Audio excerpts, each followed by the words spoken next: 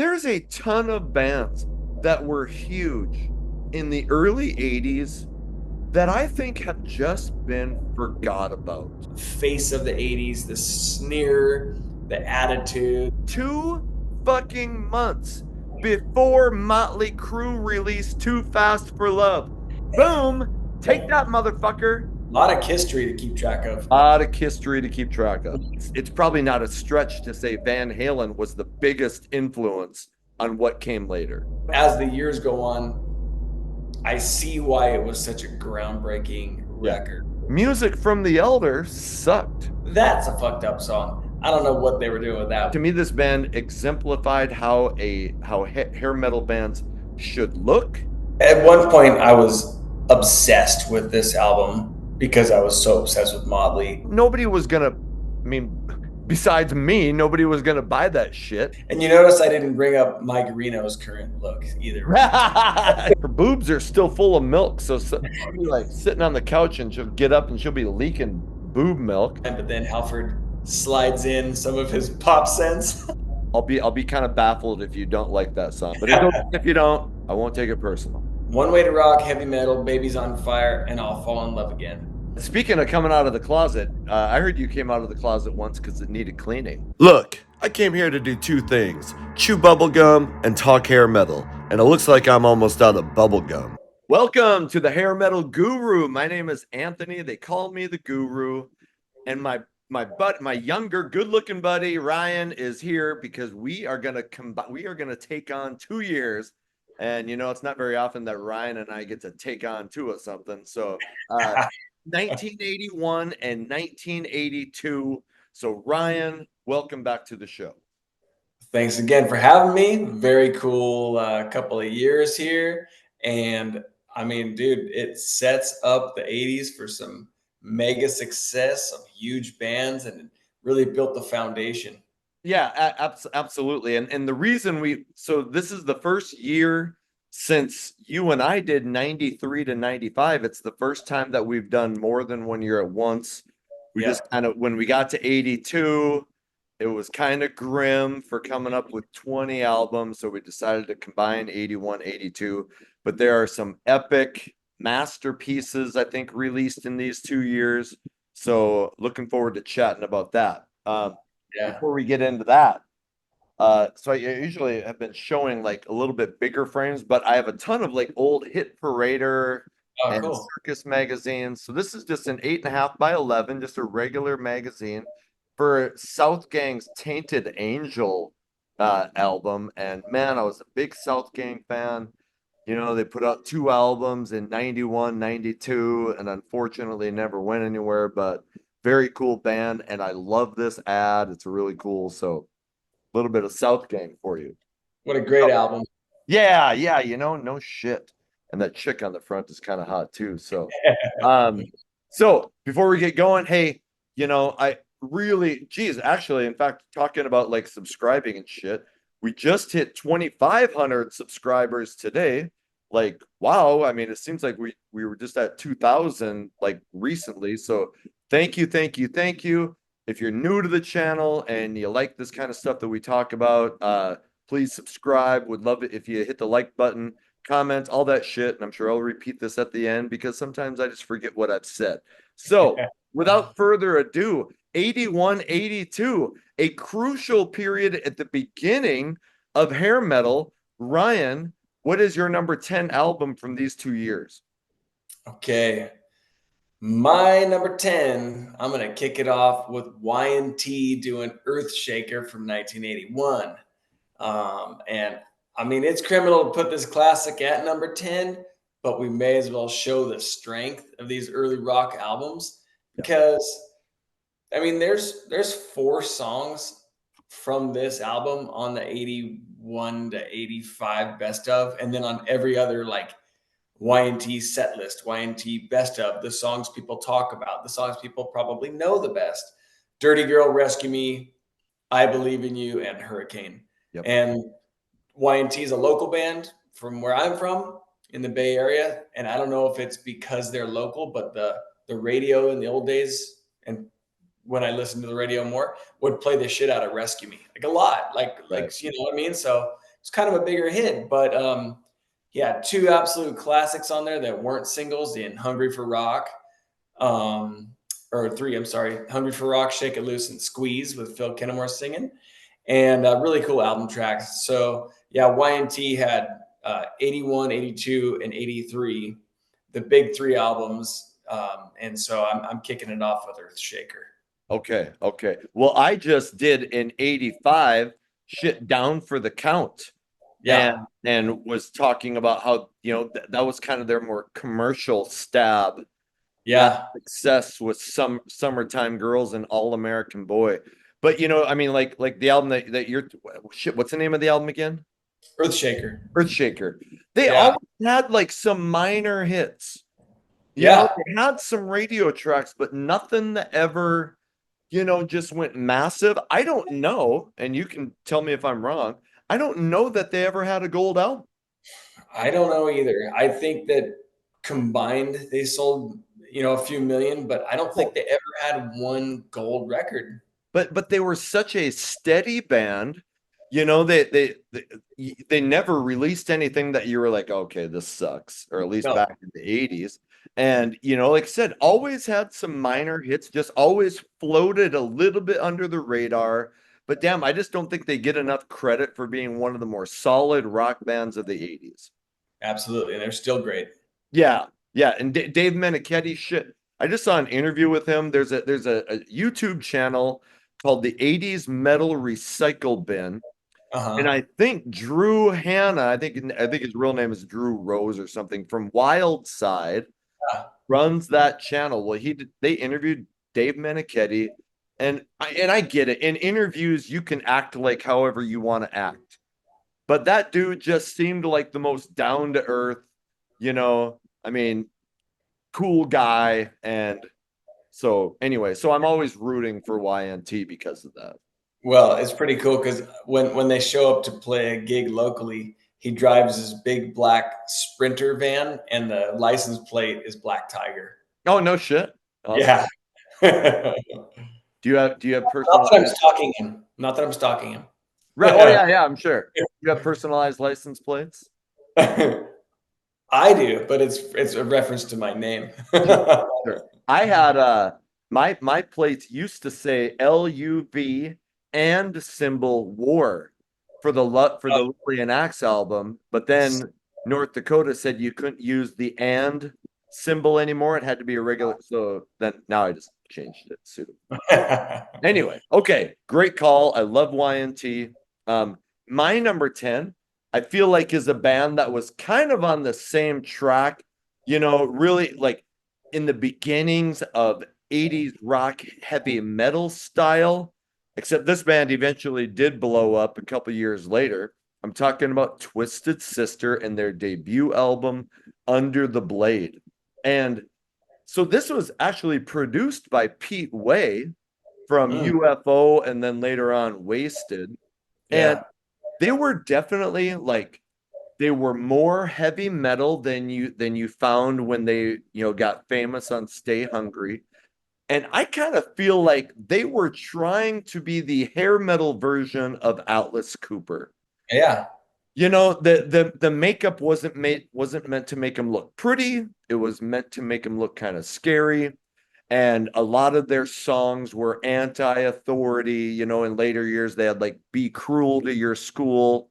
Well, Yeah. Alice had schools out. So anyway, and Alice Cooper actually did, guest star on a Twisted song later on after "Stay Hungry." But anyway, uh, really gruff vocals, anti-authority songs. This album only got to number 125. Mm, Um, but it kind of set the stage for them getting famous later. Uh, might easily the number one song on this album, and if you want to check anything out, check out "Shoot 'Em Down." I okay. still love that song. Just a throttling four to the floor metal track. Check out "Run for Your Life," "Under the Blade," and "I'll Never Grow Up Now." And when I listen to "I'll Never Grow Up Now," I feel like that's kind of the precursor to "We're Not Gonna Take It." Ah, So anyway, like I said, they They did another album after this that I really liked. What the hell was it called? Something for rock and roll. Anyway, Can't Stop Rock and Can't Roll. Stop Rock and Roll, I think it was called after this. And then they, go triple platinum with Stay Hungry. And then the band kind of falters after that. But really cool band in the early 80s. Yeah, I know, and I'm famous for liking the underdogs here, and like I really gravitate towards Love Is for Suckers and then Widowmaker, and I still Right. haven't like been able to get into the early Twisted Sister stuff. But Sure. what was the song you said to check out? Shoot 'em down. Okay, I'll check that out. I, I'll be kind of baffled if you don't like that song, but it's okay if you don't. I won't take it personal. Of course. All right, we're on to your number 9. What do you got? Yeah, I got another big guy here. So I got Judas Priest doing Screaming for Vengeance from 82. I chose Screaming for Vengeance over Point of Entry from 1981. Obviously, you got the big hits on this one, or the biggest hit. And the live songs are still in their set, but the album tracks are so solid. You got like Riding the Wind. It has that real pure metal thing going on the whole time, but then Halford slides in some of his pop sense, which makes it like hooky and killer. Right. Bloodstone, Devil's Child. Those are all like such killer album tracks, but it kind of set the tone for like a lot of the ripping metal with hooks that came the rest of the decade and into the early 90s. And again, another hit I can never turn off. And You Got Another Thing Coming. I mean, Oh, everybody knows that song. It's solid. It rips. It's cool to have like such a chugger on the radio and MTV yes. versus something poppy. You know what I mean? Yes. So Yeah. it's kind of killer. Yeah.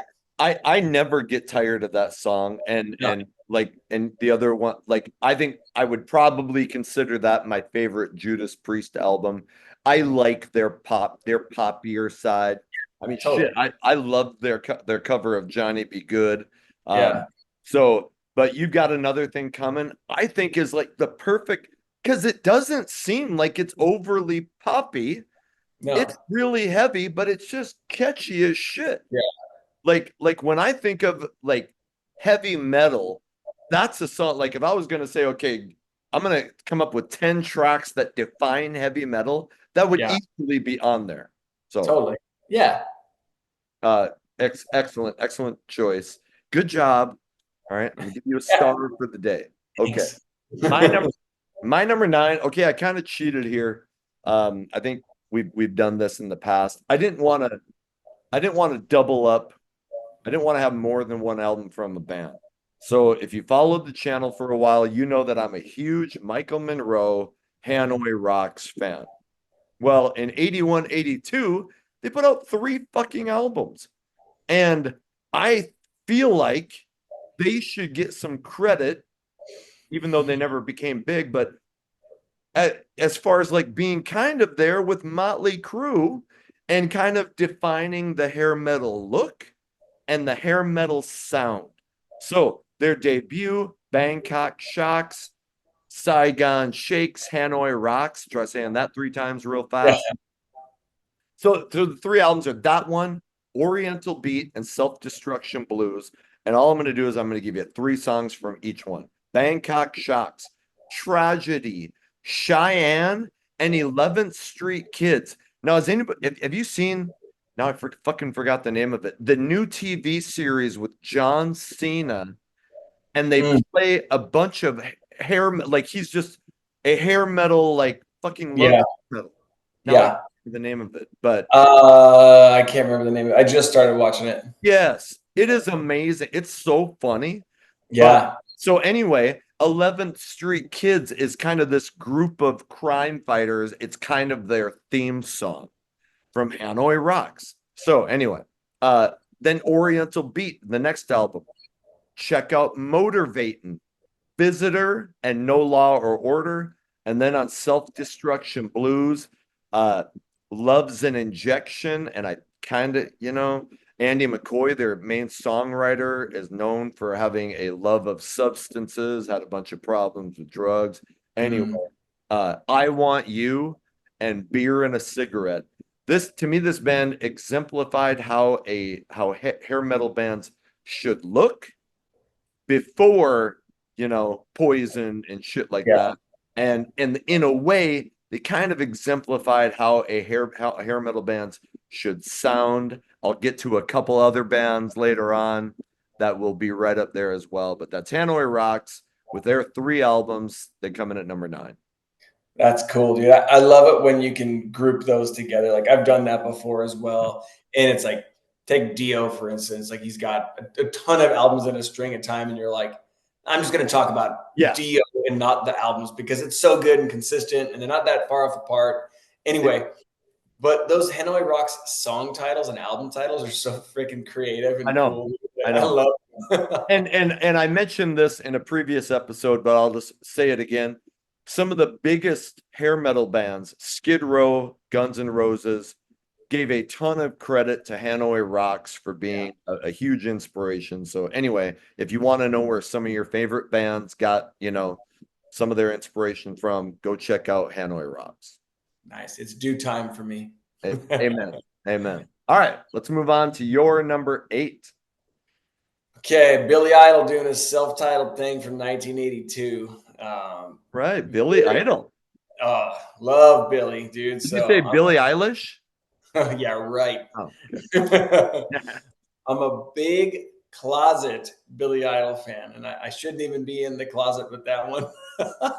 But very interesting debut, very diverse album. It's a little confusing at times, a little bit. It's a little punk, a little new wave, a little ripping hard rock. So it's either a really good thing it's so diverse or it's kind of confused, however you want to look at it. But I got to admit, I do prefer Billy's next few albums because they were a little bit more me, a little bit more hard rock and not new wave or punk, which I don't mind. But right. obviously, Billy really killed it throughout the years. But this one, again, it sets the tone for he's so recognizable, face of the 80s, the sneer, the attitude, the hair, like he kind of had it all. And he had Steve Stevens. So like he was gonna be big in those coming years, and he certainly was. So I mean, the hits on this album, everybody knows. Hot in the City is probably one of my top 3 Billy Idol songs. I love that song. It's so different and cool. But anyway, I love Billy. I got all his stuff, and I've seen him a few times, and he really delivers. I've never seen him live. That freaking pisses me off. I love Billy Idol too, and I think somebody had commented once that like if you like hair metal, you probably liked bands like Ozzy and AC/DC. Well, I think if you liked hair metal, you probably liked fucking Billy Idol too, Yeah. because it wasn't that much of a switch to his, snarling, like punky style vocals. It wasn't like you were getting a lot of loud screaming guitar. I mean, sometimes it was a little bit new wave, but the attitude and the 4 to the floor, fucking just rebel, like so I'm a big Billy Idol fan too, and it doesn't surprise me that you would put him on this because I would think about it as well. Totally. Yeah. And who doesn't like fucking Mony Mony and Dancing with Myself? I still fucking love Dancing with Myself. So, and speaking of coming out of the closet, I heard you came out of the closet once because it needed cleaning. What's up? Just kidding. Okay. So my number 8, in fact, so I haven't put it out yet, but my 1983 episode with Brian will get edited and get coming out in the next week. But there's a band from Germany called Bullet, and I put their 83 album on. Well, in 1981, they put on an album called Execution. And I don't know shit about this band. And I've tried to find, they don't have a Wikipedia page. I think I found a page that had like the names of the band members, and I couldn't pronounce any of them, so I'm not gonna. But I just stumbled upon this band by accident. I'm listening to whatever on YouTube, and you'll see on the side the recommendations, and I see this bullet, and the cover looks kind of cool. So I'm like, okay, I'm gonna check that shit out, and I'm like, what the fuck? It had this AC/DC, maybe except maybe some Nazareth. all in one package, and the singer was phenomenal. And I know you're obviously a huge AC/DC fan. Look what's behind you. So I highly recommend you check. So they're from Germany. I'm going to give you a couple songs: Execution, Cold Hearted Woman, Give Me Some Power, and You Know How to Love Me. But the whole thing is just straight ahead, four to the floor, AC/DC inspired hard rock. And I'll give this if you want a recommendation, Brian from the Hairband Basement did the 83 episode with me. Yeah. To me today, and he's like, dude, that Bullet album is fucking amazing. So there's another guy who loves it. So check it out. Bullet. The album is called Execution. Sounds up my alley. So Yes. I don't know how I haven't listened to them. I probably stumbled across them, and maybe I don't know what happened, but I'll have to give it a shot. Oh yeah, I mean, totally. I'd never heard about him before, and I don't think if I didn't accidentally click on the link, I still wouldn't have. Yeah. Uh, on the album from '83, there was a song called "I Sold My Soul to Rock and Roll," and oh, that fucking song is anyway. Yeah, so you kind of know what I'm talking about. Check it out. Yeah. So I'm sure you'll like it. All right, Good. moving on to your number 7. What do you got? Another giant. I got Van Halen doing Fair Warning from 81. And let's just take a moment to think about the epic opening to Mean Street. It's perfect, Eddie. I mean, it really hits you. But every song is David Lee and Eddie genius. Short of Push Comes to Shove, that's a fucked up song. I don't know what they were doing with that one. But anyway, you can't deny Unchained as a giant, as a classic, but it's just still a ripper. Can't turn off. Probably my favorite David Lee Roth look was in 81. He kind of set the tone for how the guys were gonna look throughout the decade. He was looking awesome with the big just out of bed hair. Yeah. Dirty Moves, Sinner Swing, So This Is Love. It's just epic early 80s Van Halen that I can never turn it off. Between this and Women and Children First, I kind of like ignored these two for years. Yeah. And then like maybe like 20 years ago, I was like, I should probably pay attention to these two albums. And I was like, how did I ignore this? So for the last 20 plus years, I've been very much into these two albums. I'll be honest, I haven't spent a lot of time with the albums between the self-titled debut from 78 and the 1984 album. And not sure why. Like the hits that I know, I fucking love, but I haven't gone and dived into the deeper stuff, and I need to, because if you're a hair metal fan, I mean, I think when you think of bands that inspired hair metal, obviously a lot of people will say Motley Crue. I mean, Kiss will be in there, but damn it, David Lee Roth is what every hair metal frontman aspired to be. And Eddie Van Halen is what every guitar player aspired to be. So, it's probably not a stretch to say Van Halen was the biggest influence on what came later. Absolutely. So, all right. You can never go wrong with Van Halen, and I'm gonna flog myself later, not that way, for not listening to all the other Van Halen tracks besides the hits from those years. So, okay. That's okay. Speaking of bands that don't get enough credit, and this band, Charlie's here. Come here. Come here. Come over here. Yeah, you haven't seen. Come here. Stand up. Come on. I've been on camera for a while. Hasn't been on camera. Charlie is back. Now she's all shy. She had her puppies. She went and lived at the farm and was gone for about 8 weeks. And now she's back here. And you're so pretty. And you're very nice. And you're very famous on YouTube. Yeah, why don't you come up here? Isn't she the prettiest? Anyway. Okay. So Charlie's back. But a band that doesn't get the credit that and obviously so that the Van Halens and the Motley Crues get.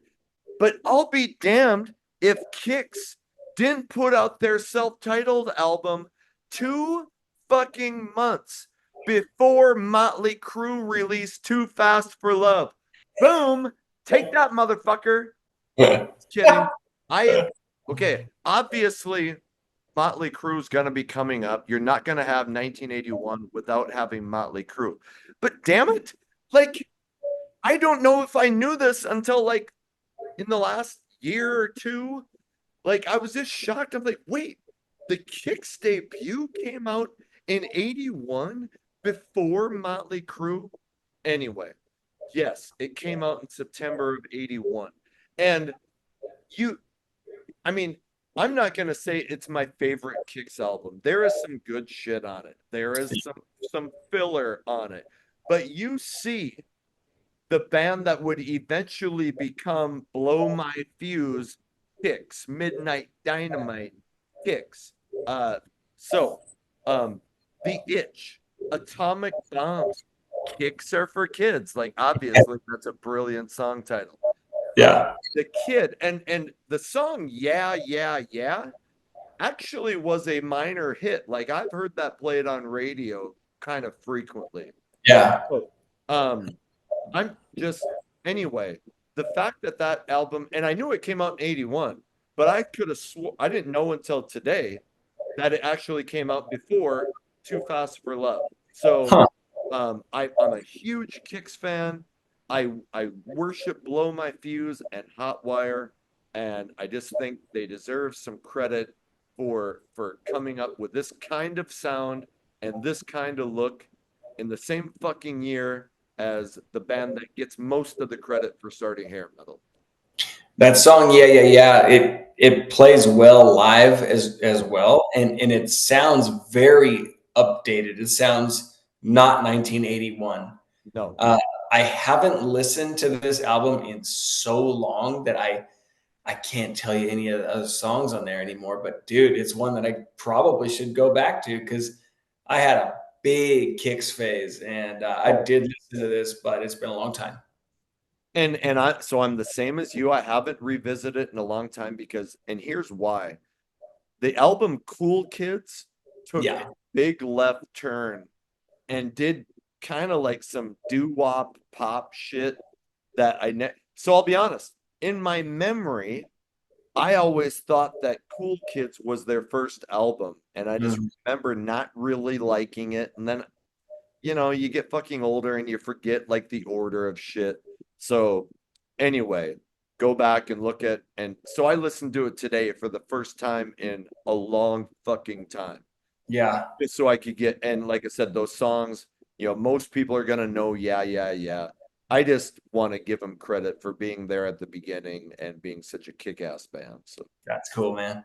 all right, let's move on to your number 6. What do you got? Well, I had Van Halen, and now I got Sammy Hagar doing "Standing Hampton" from 1982. You got the four huge songs here: "One Way to Rock," "Heavy Metal," "Baby's on Fire," and "I'll Fall in Love Again." Oh, The rest, I don't play that much. I really don't. It's a little different still. It's a little early 80s, late 70s Sammy for me. And I don't really love the rest of them. Um, his earlier stuff sounded a little dated until it gets to like VOA and I Never Said Goodbye. There's stuff on Three Lock Box that is awesome and updated as well. But I love the big ones on this album, and I really think that One Way to Rock and Heavy Metal were really ahead of their time. And it goes to show like what Van Halen did when they played One Way to Rock live. It was so killer with Eddie soloing yes. in between the parts, and Sammy played the shit out of the guitar too. So that was a really cool thing to see. So anyway, great album, great four songs. They're played on every live show he does, and I love it. Did you say I'll Fall in Love Again was on Yeah, that? I yeah, love that. I mean, it's kind of a poppier yeah, rock song, and Only One Way to Rock. I don't get tired of that song. I mean, to me that's like one of the anthems to end all anthems for hair yeah, metal. It's kind of like up there with like Metal Health from Quiet Riot.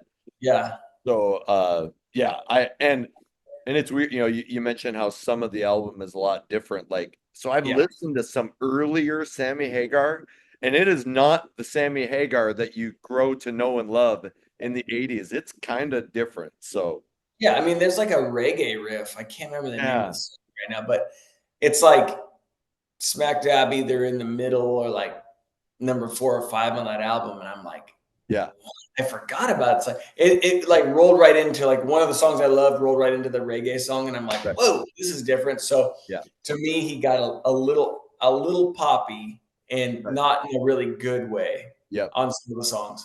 But damn, I mean, I love his solo career. Shit, Yeah. all the way through, even when he started doing shit in the late 90s and early 2000s, he had a lot Oh of stuff. yeah. Yeah. So I think he's fucking phenomenal in Van Halen or out. That's right. So all right, great call. My number six, and okay, so I've been thinking about how I need to say this all day because I get some people in the comments and I completely agree that are like, dude, I love it when you talk about the bands that nobody knows about. I love discovering new bands on your channel, and that is one of my favorite things about this channel. But here's a thing that I am not gonna avoid any longer is there's a ton of bands that were huge in the early 80s that I think have just been forgot about, and wrongfully so. So I'm gonna have a couple albums from bands like that. And the first one comes up now, and it's Night Ranger with Dawn Patrol. Night Ranger was huge for a few years, but Yeah. I don't think, you know, you don't find people talking about fucking Night Ranger these days. No. Like I'm on X with a bunch of people who talk, and I get, it's like I'm a hair metal guy, so yes, I'm probably just gonna see hair metal stuff. But I just don't think in the grand scheme of rock and roll, there was a lot of bands that I loved when I was growing up that I just don't think get enough credit for being kick-ass rock bands. So Dawn Patrol is shit was is that I think this is Night Ranger's, yes, it's Night Ranger's debut album. It goes to number 38, it goes gold. But shit, Don't Tell Me You Love Me. I mean, listen to the guitar riff on that fucking, and god dang it, Brad Gillis played with Yeah. Ozzy. Obviously that fucker can play. Jeff Watson, they had kind Yeah. of like this dual guitar shit. Sing Me Away is kind of a mid-tempo. I love that song. It is so catchy. Eddie's Coming Out Tonight is kind of a silly title, but really a kind of a raging rock song. Yeah. Um, and then the song Night Ranger. Anyway, Yeah. I talked about the album Midnight Madness with Sister Christian and all that. So I'm not going to avoid these albums that are kind of on the outskirts of hair metal. But again, I think these are bands that if you loved hair metal, you probably loved these bands before hair metal started. And Night Ranger is one of them. They come in at number six. Dude, I love them. I have all their shit, and I listened to them all the way up to the Feeding Off the Mojo album, into that thing too. Their whole catalog is great. That live album they came out with in like '89, just listen to that. They're kicking ass there as well. They played all their hits, a bunch of cool songs, a bunch of songs off the new album at the time. I love Night Ranger. I saw them live probably 10 years ago in Lake Oh, Tahoe, and it was great. It was an amphitheater, or not amphitheater, a theater, and they sold really well and they played really well. They played some damn Yankees. It was great, dude. I, yes. I thought they were awesome. They're still awesome. Yep, yep. I've seen them recently, and they even like Brad Gillis played some guitar for from some Ozzy shit because he Yeah, played with them. But they're a phenomenal live band. I think on YouTube there's a full concert from like '85 that it's called like the Seven Wishes Tour or yeah, something. But yeah, go check that shit out. But yep, a great band. I think kind of forgotten in the grand scheme of things. So we're gonna bring them back here on the Hair Metal Guru. yeah. I like it. All right, we're on to your number five. What do you got? So it's the first time I've ever done this, but I am putting Y&T back on the list. Two of the same band, throwing them on. They deserve the fireworks. Yeah. Amen, brother. Amen. So I got Black Tiger from '82. Again, the second one on the list. First time I've ever done that. It's got So I featured two of the three solid albums. Like I talked about earlier, they had Earthshaker, Black Tiger, and Mean Streak. And those are like everybody's big three of YMT and what they're kind of most known for. But I ranked Black Tiger much higher than Earthshaker just due to the consistency of the album.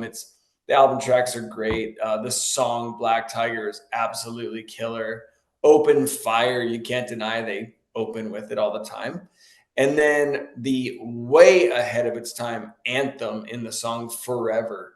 That song cooks and it goes on and it's soaring and epic. So how that song wasn't giant, I don't know. And then the Perfect Barroom Boogie, which is like the Bon Scott-ish witty kind of storytelling of a song.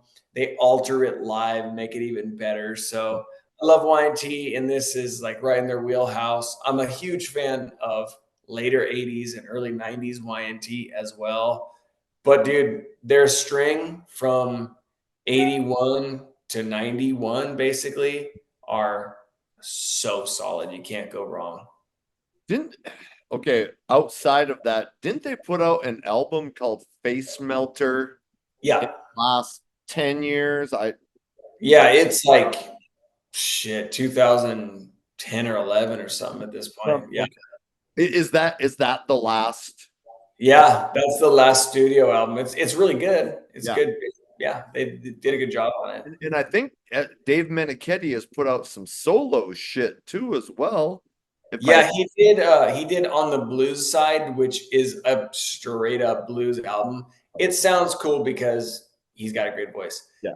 It's a little too bluesy for me, but that's what he's going for. But then he put out Meniketti, which is it actually it was so good that I was like, dude, why didn't you save this for Y&T? Like Right. Y&T isn't a household name, but they're a bigger name than Dave Meniketti. And yes.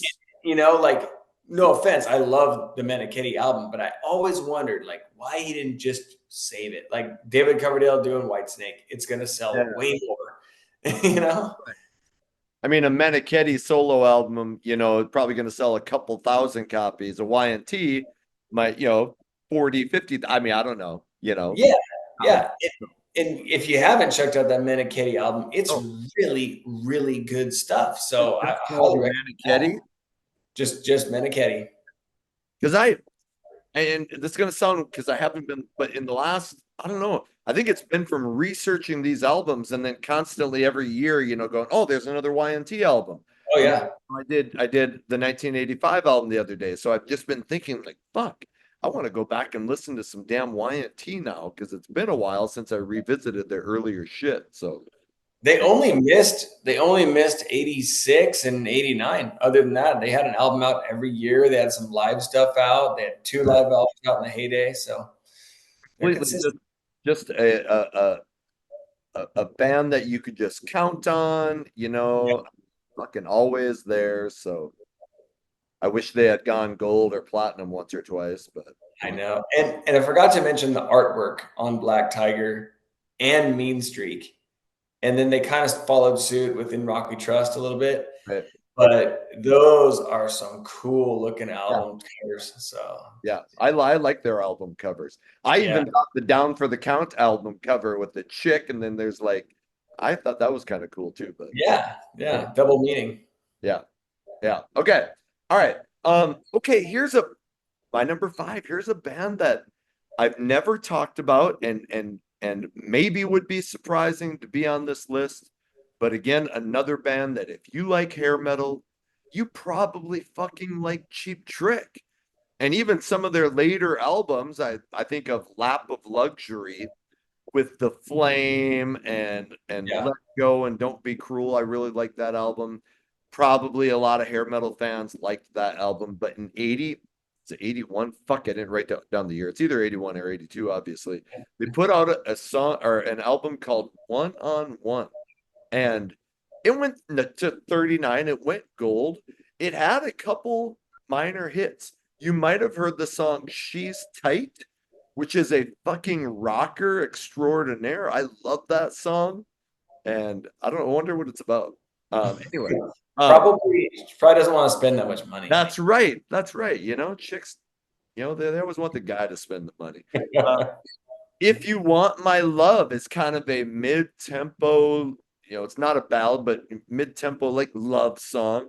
And interesting about If You Want My Love, John Brandt replaced Tom Peterson on bass. And you might be like, who the fuck is John Brandt? Well, I'm like, who the fuck is John Brandt? But I met John Brandt because he came over to Iraq in 2003 and played with a band, not like a famous band, but a band that was doing a USO tour to play for the troops. And I got to like sit with him during lunch one time, and I'm like, oh, oh yeah, I play bass. Oh, well, I played with Cheap Trick for a while. I'm like, no shit, I'm a huge Cheap Trick fan. So anyway, he was on that. Cool. Yes. So um I Want You, who the song Ooh La La actually fucking rocks. And this is another band that I think has just always been a steady, they kind of get called a power pop band, but they've had, many hits. Everyone knows I Want You to Want Me, shit like that. The Flame was a huge ballad, but they're another band that I think were just a steady rock band in the 80s. They every now and then have a big hit, every now and then have a gold album. The album Lap of Luxury, I think, went platinum because The Flame was a number one hit. But I think they're a great band, and they've had albums even in the 2000s that I thought were great. So I decided they needed to be on the show at some point. Here they are in 81 to 82 with One on One. Nice, dude. Seems like a lot of the 80s guys really looked at it was Robin Zander, right? The singer. They Yes. really looked at him as like one of the guys that was the most professional, had that pinnacle of voices, killed it in the studio, looked Yes. good, killed it live, all that stuff. So Yes. I hear his name brought up a lot with those guys. I think they're opening for Def Leppard and Journey right now Yes. dates. So they're still out there doing it. And I've seen them live a bunch of times, and they are fucking great live. And he can sing like, now I haven't seen him, it's been a few years now. But even I mean the last time it was sometime in the 2000s, they still sounded great. They're just a cool rock band, I think, that they still release albums, they still tour. So yeah, great band. Nice. All right, great. Let's move on to your number four. All right. I got a giant again in the Scorps doing Blackout from 1982. Yeah. This was the Americanized Scorpions when they finally kind of turned that corner, which was a good look for them. Their run as well from 82 to 93 is almost untouchable. Can't Live Without You, No One Like You, and Blackout, obviously huge. Countless tracks that stand next to the singles. They play them live. Arizona, China White's cool. When the Smoke is Going Down, all that stuff. The simple intro to Can't Live Without You, and then Klaus doing the 1 2 3 4 is just like Yes. it's definitely my choice song on the album. And the worldwide live version of Can't Live Without You, and he teases the crowd a bunch with the 1 2, and then stops, and they do it a bunch of times, and then finally kick in. It's like, dude, just gives you chills thinking about it. But that's kind of, I mean, the album cover is killer. The look was killer. Love the Scorps. It kicked off the American sound of the Scorpions, and I can't deny their run from this was a little over a decade. Totally. And in the mid 80s, you kind of forget how big they were. Yeah. They had some massive shit. And I remember reading an interview, and it was with John Bon Jovi, and he talked about, before Bon Jovi blew up, opening up, and he said, I learned how to be a professional rock band from watching the Scorpions on that tour. Like Wow. every night, there was never an off night. He was like, they were just the most energetic, amazing. And he was like, that's what we need to model ourselves after. So I always remember that. And shit, I've said it before, like in the 80s, I wasn't a huge Scorpions fan, but it was in later years, you're like, dude, you were a little bit too cool for the Scorpions in the 80s, but you got to fucking catch up because that band kicks ass. It's a good late I love discovery. that album.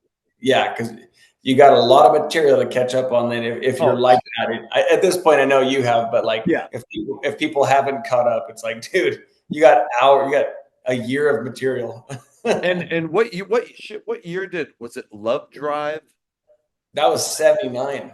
And like to me, that's the first album that I think I was kind of like, okay, here's the Scorpions are a kick-ass, band Yeah, over here.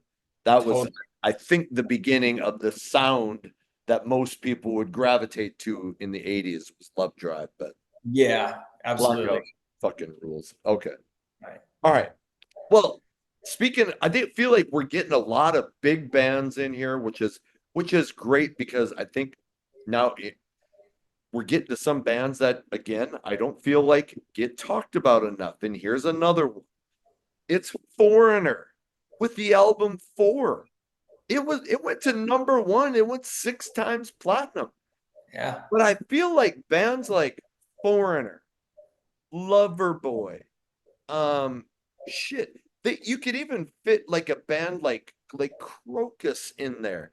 They were cool, kind of big rock bands in the early 80s, but by the time hair metal came out, they were, they didn't fit in, so they were kind of forgotten about, and they never really had their genre. What is Foreigner? They're not a heavy metal band. They're Mm-mm. not a hair metal band. They're just a kind of a good, solid rock band. Yeah. And I classified that like Loverboy as well. But anyway, these bands were huge. They had some of my favorite songs of my childhood. And, even though Foreigner's still out playing and there's no original guys in the band, which I think is Yeah. kind of a shit show, but whatever. Foreigner 4 was produced by Mutt Lange, who produced some of the biggest albums ever, AC/DC, Def Leppard, Bryan Adams later on. But I still love Jukebox Hero. That Yeah. opening bass line, dude, I'm like, holy fuck. Urgent and Waiting for a Girl Like You. I feel like a song like that is something that inspired later hair metal ballads. The ballads by like Journey and REO Speedwagon were such Yeah. hits that I think hair metal bands were like, fuck, we can do this too. And obviously, they got influence from Home Sweet Home from Motley Crue, but uh, there's other great songs on this. So Urgent, I think I said Nightlife and Don't Let Go. There was like 6 singles from this album. Six Yeah. platinum. I loved it as a kid. I still think it's great, and I don't think this band gets enough credit, though they are going into the Rock and Roll Hall of Fame this year. So, Yeah. That's great. yep. Uh, I was kicking it around on the list as well. But what you said about them just being like a solid rock band, they're like the most AOR diverse dream band for any record company. You could play their songs in the frickin' dentist office, in the grocery store, or in an arena, and you got sweaty dudes banging their head. Like, they're the most diverse band with so much talent. Lou Gramm has done so many killer things also away from this band, which I almost like better. I mean, it's hard to deny anything from Foreigner because they're so talented. They have so many hits and so many Yep. songs. But for our taste, my taste, I love Long Hard Look. I love his first solo album. I love Yeah. Shadow King. So like, I guess I don't like it better, but I'm so grateful that he put out other things as well as Foreigner because you just get to hear that voice and you're like, it almost doesn't get better. Yeah, and I know he got a lot of credit, but I feel like Steve Perry from Journey, and you got to put Lou Gramm from Foreigner up there Yeah. for like some of the best vocalists, of that AOR pop rock style. You know, Yeah, man, that dude can sing, and I'll listen to anything he does. I So, know it. all right, we are on to your number 3. Well, I got to thank you for letting me have this one. I know you're a big fan of it, but I got Def Leppard doing High and Dry from '81. So these monsters again had that run from 81 to 92. This album is absolute gold from the opening track in Let It Go, a song that you love, a song that I love. It's a hit you can't turn off.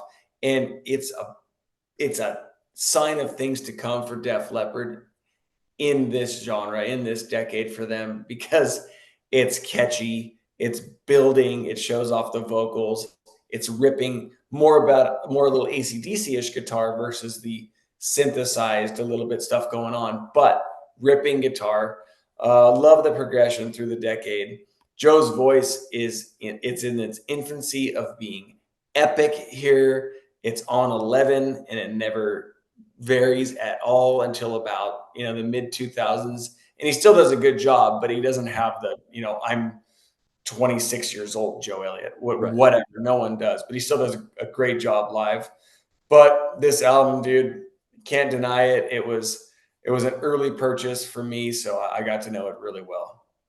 I don't think I got that album probably until Hysteria started blowing up, and I loved Hysteria when it came out. Yeah. And that's I'm probably around then started getting into where I was working and I could go buy my own music. I Yeah. didn't just have to ask my mom for money. So then I go back and you're like, fuck. And shit, I mean, there was a couple minor hits. I mean, Let It Go. Then what was the other one that it later got fucking re-released? Heartbreak. Bring It On the Heartbreak. I mean, holy fuck. So so I Heartache. Heartache? Heartbreak. Bring It On I'm the a Heartbreak. bad Def Leppard fan, man. Yeah. So I didn't get that album until later, but nowadays I would probably say that and Pyromania are my two favorite Def Leppard albums. And I still do like Hysteria. I don't think it's aged as well, but shit. And that, again, produced by Mutt Lang. Yeah. So it was gonna be fucking great, but damn, Joe Elliott's vocals on like Let It Go goes places that you're listening to that song and you're like, no way he's gonna be able to hit that. Oh fuck. He hit that. And that thing is full of songs that I think could have been hits, and it should have been like, Pyromania has gone 10 times platinum. I think, and I know once Pyromania hit, like a lot of the ads in the magazines started saying Pyromania and go listen to the previous album, High and Dry. So High and Dry did end up going platinum. Oh yeah. That it should have been 2-3 times platinum. That album is so fucking good. In like a lot of so this album and an album that I think you'll be talking about are the predictable, huge, discussed albums because they're the early albums. Whereas like even though I absolutely adore High and Dry, I still think Hysteria is like Sure. probably my favorite album of all time, and that's huge. Like I definitely my favorite Def Leppard album. I think it's one of the most genius albums ever put out. But I think I like the progression where I think they peaked in Hysteria in their progression. They Totally. went a little over the top with Adrenalize, even though I really like it still. Yep. This one, they're still earning their chops a little bit, Yeah. but I can see why people gravitate towards this because it was a lot more simple. It was a lot Yep. more hard rock, young gun, early AC/DC stuff going on, and I get Totally. why they love it. Totally. Charlie, you're very pretty. And guess what? Her her her boobs are still full of milk. So she'll be like sitting on the couch and she'll get up and she'll be leaking boob milk. But I'm sure because you're so good and I missed you so much when you were gone. Yeah. And you're so pretty and you're very nice. And now you're going to be famous on YouTube again, aren't you? Okay. All right. Yeah, I would have taken that, but Def Leppard is your band. Like Kiss is my band. Def Leppard's your band. So great call. So yes. Well said. All right. Thanks. My number 3. Okay.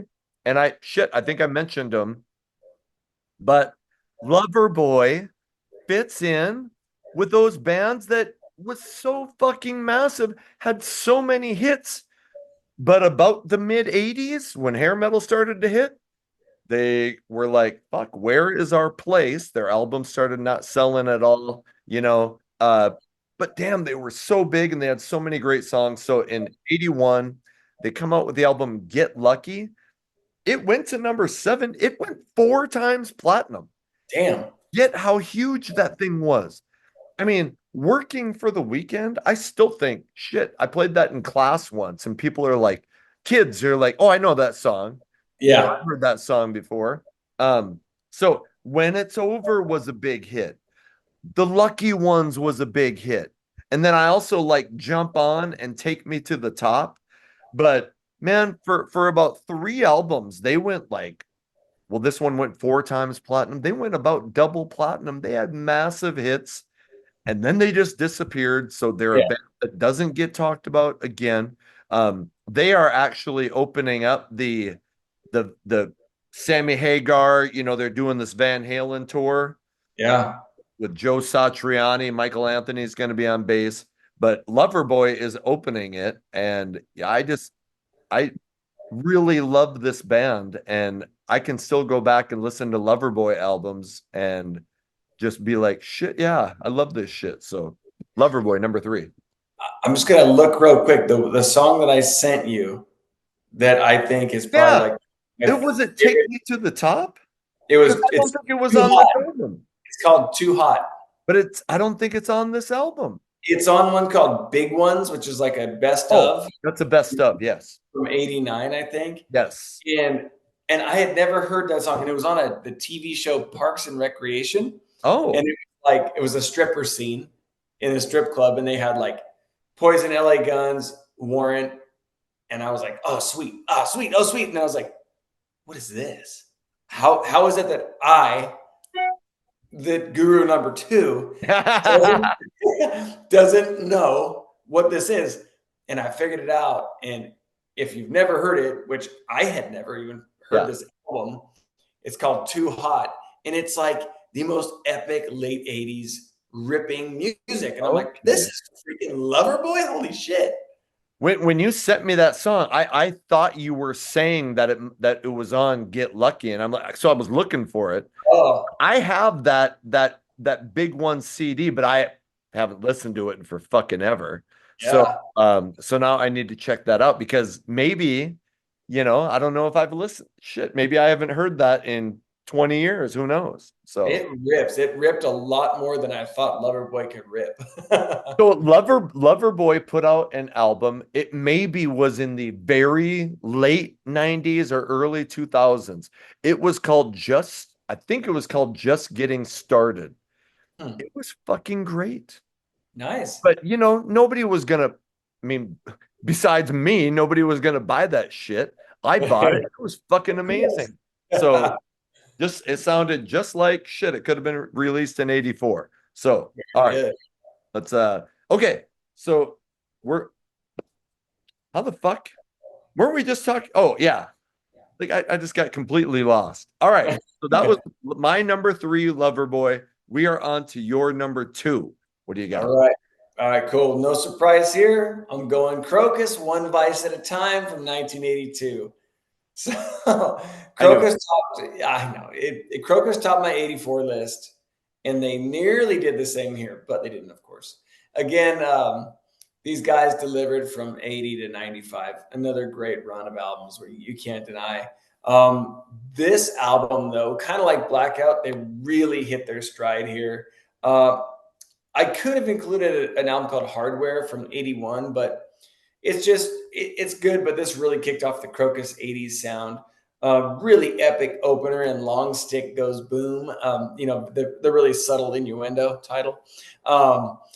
Playing the Outlaw, I'm on the Run. I don't love American Woman, but I do love it when they do it live from the early 80s, because after the solo, they stop and they get to show off Mark Storaci's vocal range, and he lets it rip on the chorus for like a good 45 seconds of him just singing. And you're like, dude, this guy's got a voice. So that's when I kind of really liked that song or fell in love with it. Only live. I don't really love it on their album, but killer album title, killer artwork, and really consistent stuff. So by the time this episode comes out, 83 will be out that I did with Brian. And Yeah. Headhunter was my number 3 album of 83. Nice, So, dude. uh, and that's why I think Crocus is another one of those bands that they, had a good following in the early 80s, had like Headhunter went gold, but Headhunter, I think, went platinum. okay. I mean, I think I looked on Wikipedia and I think it said gold, but maybe it went platinum eventually. But by the time hair metal came around, even though their sound they weren't, it was kind of like, okay, we're done with you. Even Yeah. though they still released great albums, Heart Attack in 88 fucking rules. Yeah. But it just, so solid band, kind of gets forgotten about in the grand scheme of rock and roll, I think. But Yeah. man, they had so much good shit in the early 80s. I love that band. Yeah. Charlie, you're pawing. She's pawing at me, and come up if you want. Okay. All right. But you were so good. All right. My number 2. So we kind of said that Kiss was my band, and Kiss. So I've always said, Kiss is like a band that, shit. I bought more stuff from Kiss, worthless shit from Kiss than any band that in history. But I've always been willing to admit that there's been a lot of periods of Kiss that I didn't like. And right before they put out 1982's Creatures of the Night is one of those periods. Music from the Elder sucked. Unmasked and Dynasty had some good songs, but they were so poppy and even disco. So there was some good shit, but I'm like, it's not a period of Kiss that I look back on fondly. And neither does the band. I mean, they went from, Love Gun in 77, going like triple platinum to here they're barely eking out gold in the late 70s, early 80s. So when it comes time for Creatures of the Night after Music from the Elder, it's like they said, okay, we got to hit the factory reset button and we just got to go back to being a fucking great heavy rock band. And Creatures of the Night, even though it only went gold, but it set the stage for them to exist, and not only exist but thrive in the 80s. It was a return to form. The song Creatures of the Night is fucking epic. I Love It Loud was actually, maybe not a huge, but a hit. It was a hit song. Yeah. Yeah. War Machine, I think, is one of the best and coolest Gene Simmons songs and has one of the coolest and heaviest riffs in history. And then I love Rock and Roll Hell. The song I Still Love You was about was as close to Kiss was going to get to a ballad at that time. And I know I've said this before, but War Machine was co-written by Bryan Adams. So this album, like I said, went gold.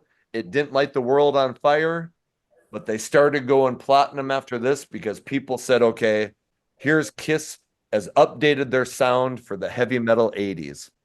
Yeah. Was this Eric Carr's first Eric, album? no, Eric Carr played on The Elder, Oh, okay. but this is the first album where you get the idea that Eric Carr is a fucking monster on drums. Yeah.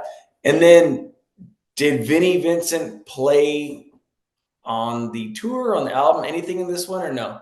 I think Benny played on the tour, and even though Ace was on the cover or like got some credit, I don't think he played much on this album. So it may have been Vinny. I think it was like probably Bob Kulick played some on the, so I think it was a bunch of other people that played on the album. And I think Vinny played on the tour, and then he became a member of the band on the next album, which was Lick It Up. Very good. Yeah. So Got it. A lot of history to keep track of. a lot of history to keep track of. All right. And I'm your history guru or whatever. There you go. All right. We are on to your number one. What do you All got? right. Well, no secret, right? Got to do it. Yeah. So there's not much I could say about for those about to rock, but I did have an epiphany recently. And this whole show today is based on like that early 80s sound. And generally when you're talking about like the early 80s sound, it's a little bit dated. It's not quite the killer 80s sound that we're used to. Right. So when I was discussing these albums as being like the foundation for what's to come in the decade, the sound still kind of sucked for the most part. Like the production kind of sucked. There's nothing like it was nothing like the mid to late 80s hard rock that you expect in like most of the albums we've talked about. But I realized this. AC/DC never really sounded dated. And fans like you and I can distinguish between like ain't no fun waiting around to be a millionaire and like money talks. Like obviously we're going to be like, okay, that was 70s. Yep. This is early 90s. You can tell the difference in production and song, blah, blah, blah. But the 81 sound that these guys produced is huge. And even like the 79 and on sound is updated, slick, produced, classic in their songwriting ability. I go to this genre, this time period of AC/DC often. And it's not like I go, oh, this is a 70s album. I go, no, this is the rippers that everybody thinks of. And Yeah. it still sounds great. But like, just listen to like some of the secret rippers on this album, like Inject the Venom. The Brian's just going off with the no mercy for the bad if you want it, no mercy for the bad if they plead. And then he does when he spells the word venom out, and it sounds like he's saying, they, hey, him. And he doesn't, it's like, did he just spell venom? And then Angus hits you with this solo, and Brian says like, ooh, stick it in, stick it. And then Angus does the bing, and he just like flies up the fretboard, and you're like, whoa, dude, Angus just gave me a right cross. Like that was so fucking killer. And then you put on like, I put the finger on you. Let's get it up. COD. Such a killer time for AC/DC. They were riding huge off of Back in Black. This thing went number one. It still sounds killer. And I play it all the time. And then I realized, what's the ingredient here? Why they started with their updated sound from like 79 on? It's probably Mutt Lange. Yeah. Because, then Flick of the Switch, they did themselves. Great album, poor production compared to what it was. So that's why, hands down, obviously AC/DC, I'm very biased. They're always going to be my number one forever. And they're going to be my number one on almost every list. Kind of. Right. I've said before, like Flick of the Switch isn't my favorite AC/DC album, but it's still fucking good. It still made my list from 80. Was that 83? Yeah. Made my 83 list. Fly on the Wall made my, yes. Yeah. It's even AC/DC that's not that great. It's still better than most people's other shit. But man, what a three. Well, when I was younger, I always, because I loved Back in Black so much, I never really spent a bunch of time with the Bon Scott years. Now I tend to be more of a Bon Scott guy than a Brian Johnson guy. But what a fucking run to go Highway to Hell, Back in Black, for those about to rock. Like, holy shit.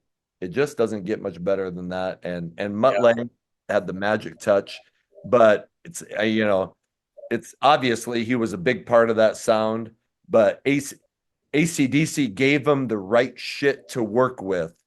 Yeah. Because that band is, who was I just talking? I'm like, we were just talking about, or I was talking with Brian, how even now when AC/DC puts out an album, it still debuts at number one. Yeah. And everybody fucking, because and part of it is because you know what you're gonna get.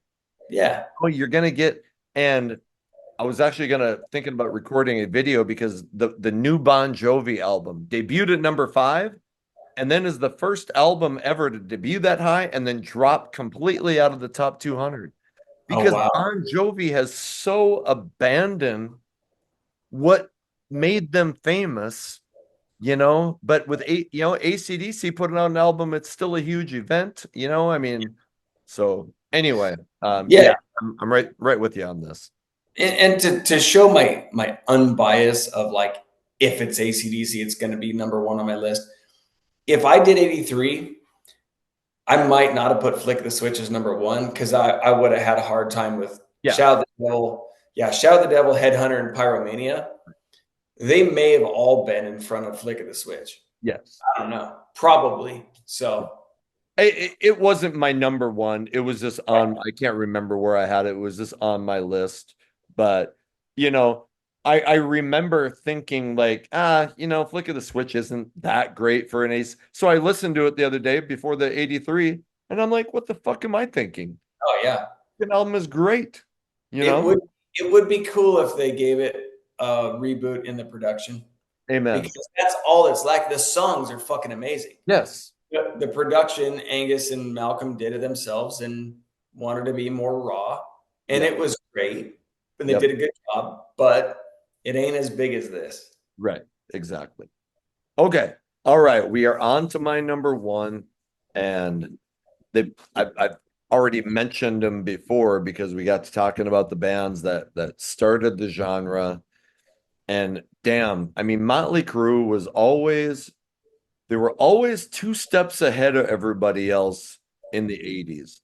Yeah. So Too Fast for Love gets released November 10th, 1981 on the band's own label, Leather Records.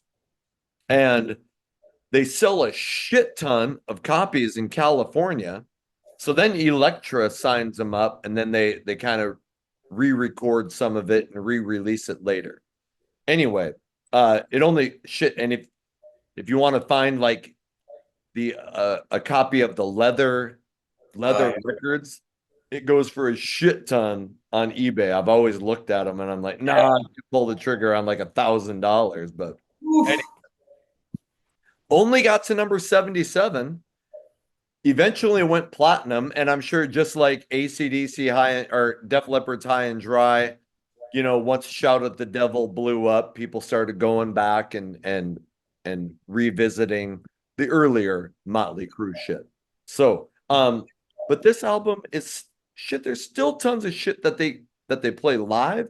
Live Wire, Public Enemy number one, Piece of Your Action.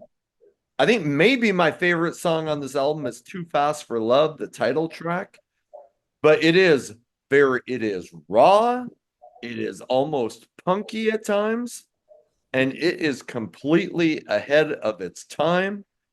And then, they come out in 83 with Shout at the Devil with a new look, Yeah. a new style. And then in 85, they kind of go the hair metal glam look before everybody else.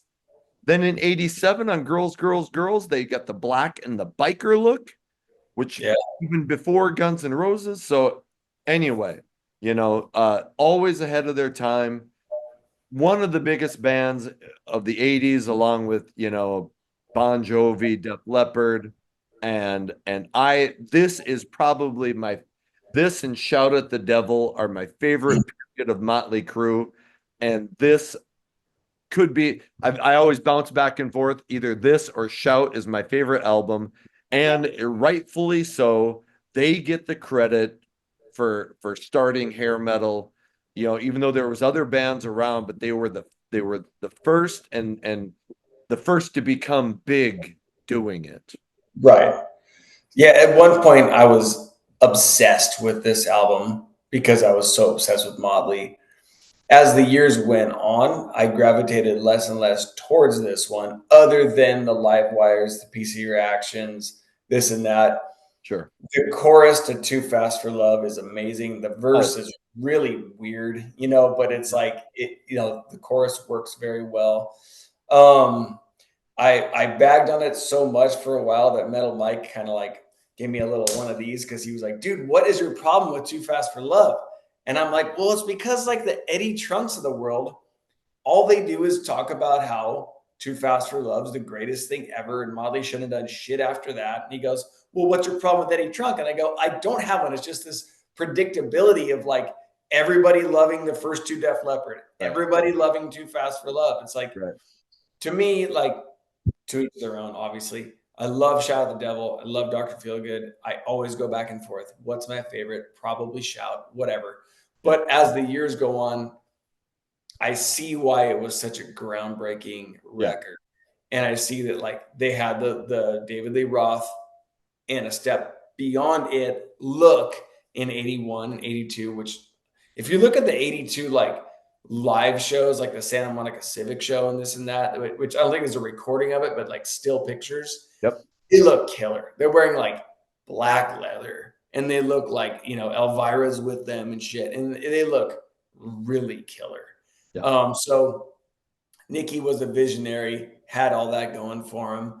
Yep. I just don't like the predictability of everybody going like, oh, nothing beyond just like the first album. Sure. That's all. You know what I mean? But I see why it's so killer. I love some of the songs on that album. The record covers killer, and you know, Mick on the back swinging it's really good shit. I mean, I kind of bagged on girls, girls, girls for a while, and I shouldn't have. I think I was mistaking girls because Theater of Pain, I do think is kind of a disappointment. But I love girls. I love Dr. Feelgood, Yeah, and most people know that I love the '94 album. Um, but it's kind of, I think Brian and I were talking about like, how Kiss in the '80s, instead of, in the '70s, they were leaders, they were like visionaries. But in the '80s, they were just kind of like going, okay, we're going to try to do what these other guys are doing. yeah, In the '80s, that was Motley Crue. But in the '90s, they became like, okay, fuck, we're going to try to keep up with the Jones. And, yeah. Metal Mike and I kind of hit on that. We did that Kiss Motley Crue Right. comparison. So go check that out on Metal Mike's '80s Glam Metal Cast. We did the comparison with Kiss and Motley Crue and touched on that. But, to be, they were, ahead of the game for a long fucking time. Oh yeah, So yeah, I am one of those who likes their first two. And I think, part of that is the historical. yeah, You just kind of recognize like, oh shit, before people knew what was going to happen, they were I think that's why people go back to it. It's like, and everybody likes to be first, yeah, so everybody likes to say, oh, well, I knew them before they blew up, yeah, uh, totally. I knew Guns N' Roses before Welcome to the Jungle became big. I knew Motley Crue before they blew up on Shout at the Devil. I think a lot of it is that. Yep, totally. And looking at Vince perform and the way he looks back then too, it's pretty killer, dude. Like that guy was a great showman from Shit, yes. the club days all the way up through the 91 stuff that they were doing on Decade to Decade. Yes. Like he ran on stage, he sang fairly well. He obviously looked killer. Like he was a huge celebrity. Like he really fit the mold.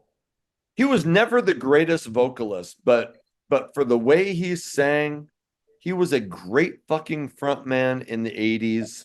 And and I hate to bag on people. Fuck, I was a really good high school basketball player. There's no way I could play basketball now the way I did back then. So, I don't like saying, oh, yeah, now you see these guys and they can't do it.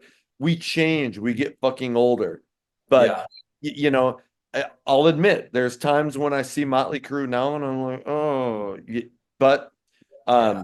the guy, along with your David Lee Roth, Yeah. was that's when hair metal started, it was like fuck David Lee Roth and Vince Neil. How can I be more like that? I know. And you notice I didn't bring up Mike Reno's current look either. Neither did I, and that was on purpose. And bless your heart, Mike Reno. He seems to be a pretty cool guy. Yeah. Yep. So anyway, we all get older. I don't have my hair anymore, so okay. Uh Ryan. Oh, I don't know if you have any, I don't know if I have any like, do you have any honorable Yeah. mentions you want You to? know, I had a lot that, yeah, I had Night Ranger, Crocus's Hardware, Billy Squire had a good one. I Yep. had Foreigner, Robert Plant, and Sabbath had Mob Rules. Yep. I had April Wine, Nature of the Beast. I had Joan Jett, I Love Rock and Roll. Ah, Um, Triumph, Allied Forces, yep, yep. Accept, Restless and Wild, and Aerosmith, Rock in a Hard Place. Dude, Triumph got better and better throughout the 80s Totally. because they had the real whiny, high pitched hits in Yes. like 80, 81, whatever that was. Yep. And then they started turning up the juice and Hell getting yes. thicker and more ballsy and playing like true hair metal up to they have one in 92 with Phil X Yep. from Bon Jovi fame now. Yep. And that's one of my favorites of 92. Like check out Child of the City. Like, oh shit, that's like But another album. Rick Emmett, who Yeah. was because they had two vocalists, Gil, I think his last name, I think is it Hodges? Gil something. Yeah. The drummer sang a lot, and then Yeah. Rick Emmett on guitar sang a lot. But I think on that 92 album, Rick Emmett was not in the band. And that's probably why I like it because I mean, I like their 80s stuff, but I think it's got some more Yeah. balls to it. So, That and I have listened to that. That is definitely a kind of more of a crushing rock album than totally. the earlier. Like on the album that I said, Allied Forces, there was two hits, Magic Power, which I actually really like. It's really kind of a melodic, but it didn't have enough to put it in the top 10. But yeah, Yeah. that's a band that grew, and I like that Rick Emmett's vocals, but I like Gil's vocals too, the drummer. Shit, yeah. Yeah. All Yeah. right. They sound good together. Hell yeah. Hell yeah. Yeah. Okay. Hey, Ryan, thank you so much for talking about 81 and 82 with me. Oh, of course, man. Anytime. Yes. Hey, always appreciate Ryan being on. Hey, thank you for staying on and watching the whole video. Tell us, what did we miss? What albums are you like, fuck, man, you gotta have this in your top 10. So tell us what we missed, tell us where we got it wrong, tell us where we got it right. Hey, would love it if you subscribe, would love it if you hit that old like button. Anything that you can do to support the channel is greatly appreciated, and I'm just glad you're here. Until the next video comes out, my name is Anthony. They call me the Guru. Take care.